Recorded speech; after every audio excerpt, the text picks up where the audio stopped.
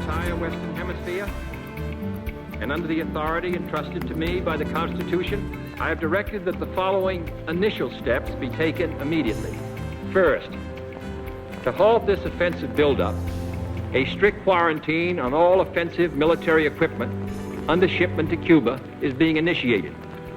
All ships of any kind bound for Cuba, from whatever nation or port, will, if found to contain cargoes of offensive weapons, be turned back. This quarantine will be extended, if needed, to other types of cargo and carriers. Second, I have directed the continued and increased close surveillance of Cuba and its military buildup. Should these offensive military preparations continue, thus increasing the threat to the hemisphere, further action will be justified. Third, it shall be the policy of this nation to regard any nuclear missile launched from Cuba against any nation in the Western Hemisphere as an attack by the Soviet Union on the United States, requiring a full retaliatory response upon the Soviet Union. Fourth, as a necessary military precaution, I have reinforced our base at Guantanamo, evacuated today the dependents of our personnel there, and ordered additional military units to be on a standby alert basis.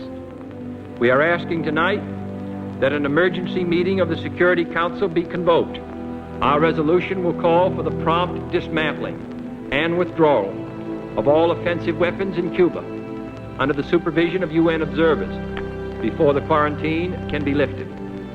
Seventh and finally, I call upon Chairman Khrushchev to halt and eliminate this clandestine, reckless, and provocative threat to world peace. Finally, I want to say a few words to the captive people of Cuba. I speak to you as a friend, as one who knows of your deep attachment to your fatherland, as one who shares your aspirations for liberty and justice for all. And I have watched, and the American people have watched, with deep sorrow, how your nationalist revolution was betrayed and how your fatherland fell under foreign domination. Now your leaders are no longer Cuban leaders, inspired by Cuban ideals.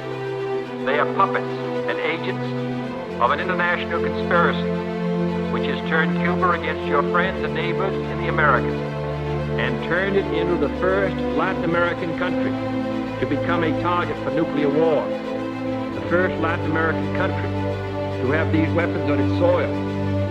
These new weapons are not in your interest. They contribute nothing to your peace and well-being. They can only undermine it. Many times in the past, the Cuban people have risen to throw out tyrants who destroyed their liberty. And I have no doubt that most Cubans today look forward to the time when they will be truly free, free from foreign domination, free to choose their own leaders, free to select their own system, free to own their own land, free to speak and write and worship without fear or degradation.